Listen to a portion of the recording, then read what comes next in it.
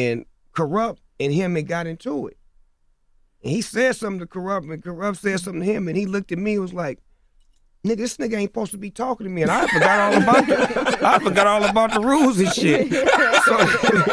So then now him and Corrupt getting into it serious, like getting really into it. Did they fight? No, they got really into it, right? So then the nigga told Corrupt, he looked at me, he told Corrupt, he said, nigga, you ain't even on my level. I had a motherfucking Outlaws fuck you up.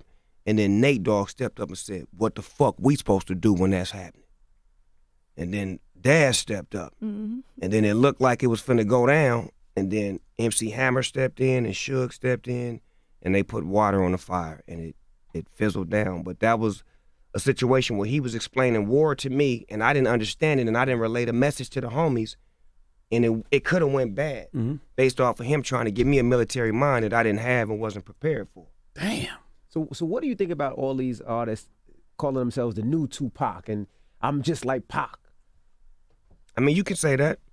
I mean, basketball players, football players always emulate somebody that they want to be. It's not my right to say that you can't say that, but if you're going to say that, you should know the history of who this man is and understand what you're trying to become and what you're, emulating, because he was a great person, not just a rapper. Don't look at the thug in him. Look at the humanitarian work, the songs that he wrote for women, the empowerment that he gave to black women, the songs he wrote for mothers, and just the things that he did that was out of the box. We only want to highlight the hit him up and all of the beef that he had, but it was things that he did that was so real. For example, I was getting into it with my girlfriend at the time, and we just kept getting into it, and all of the niggas on Death Row Records was like, man, fuck that bitch, nigga, you Snoop Dogg, you can have any bitch you want with you, some hoes, nigga.